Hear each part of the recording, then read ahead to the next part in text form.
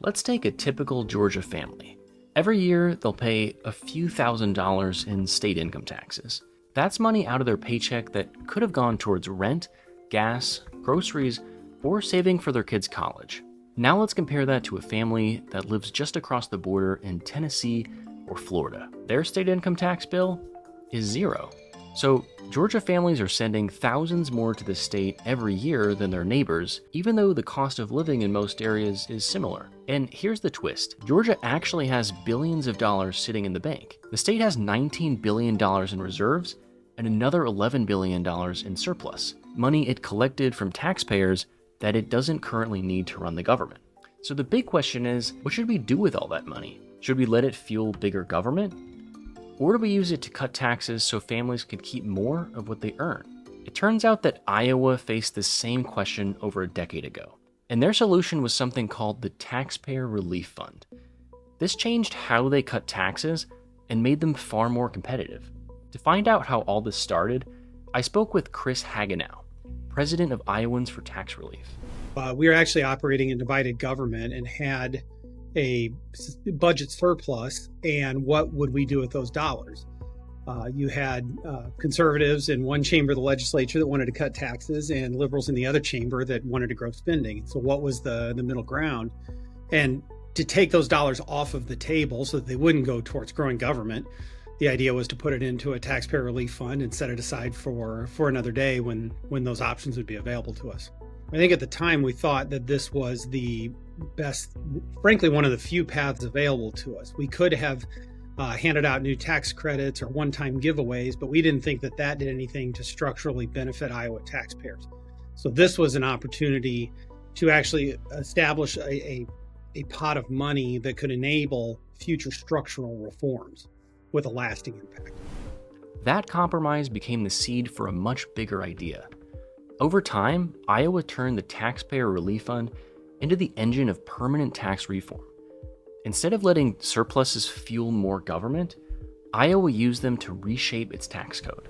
In the last few years, as we've moved towards a flat tax, those dollars in the Taxpayer Relief Fund have been used to phase in those cuts, to plan for and fill up the very much anticipated loss in tax revenue, so that we have those funds until the time when revenues match ongoing expenses again. Iowa didn't just hand out rebate checks and call it a day. They built a tool that could fund lasting structural change, reforms that permanently lowered taxes year after year. But what about the risks? What if politicians simply raid the fund? And what happens if revenues suddenly collapse? Absent a constitutional amendment, which we have pursued, there really isn't anything. So if the wrong group of folks get control of the budget process inside the Capitol, then those dollars absolutely could be raided and used for another purpose. So that's one of the things that we have to do as an organization, to stay vigilant against that and make sure that legislators, as the years pass, understand why that was established that way and what it is truly meant for.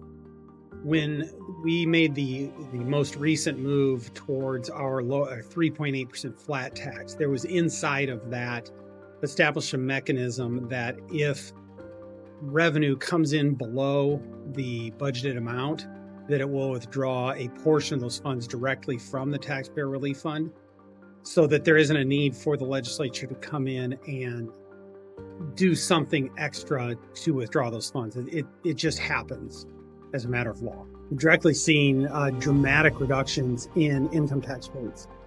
We started out this 7 or 8 years ago. Our top marginal rate in Iowa was just short of 9%.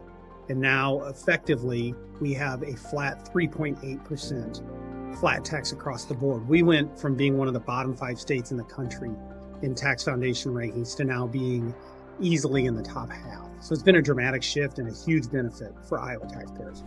That's a huge transformation, from nearly 9% income tax down to a 3.8% flat rate, all while keeping the budget balanced. Iowa went from one of the worst tax climates in the country to one of the most competitive. It absolutely has made Iowa more competitive just by looking at how we compare to surrounding states. And we have states like Minnesota and Illinois around us that are in fiscal crisis. And I think folks around the country know what's going on in those states. And so obviously Iowa is going to be more attractive from a tax standpoint, as well as just the long-term stability of our state budget. So what's the lesson for Georgia? Well, we don't have to reinvent the wheel.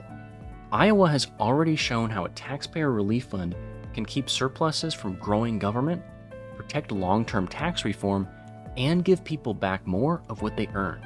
Here's how it could work from here. First, Georgia would fill its rainy day and reserve accounts, making sure the basics are covered. Then, a portion of the surplus could be deposited into a taxpayer relief fund. From there, lawmakers would have a cushion to keep phasing in tax cuts even when revenues dip. This approach does two big things. It ensures the state can continue cutting taxes whether times are good or bad, and it guarantees that excess revenues are eventually returned to taxpayers instead of fueling bigger government. And importantly, it does this through rate cuts, not one-time rebate checks. Rebates feel good, but they don't change behavior. Rate cuts mean that families potentially get to keep thousands more of their earnings every year. That encourages people to work, save, and invest, the real building blocks of long-term economic growth. Georgia is at a crossroads. We can let billions in surplus dollars quietly expand government, or we can lock in permanent tax relief that strengthens our economy and keeps us competitive with our neighbors. And it's looking more and more like a taxpayer relief fund might be the solution.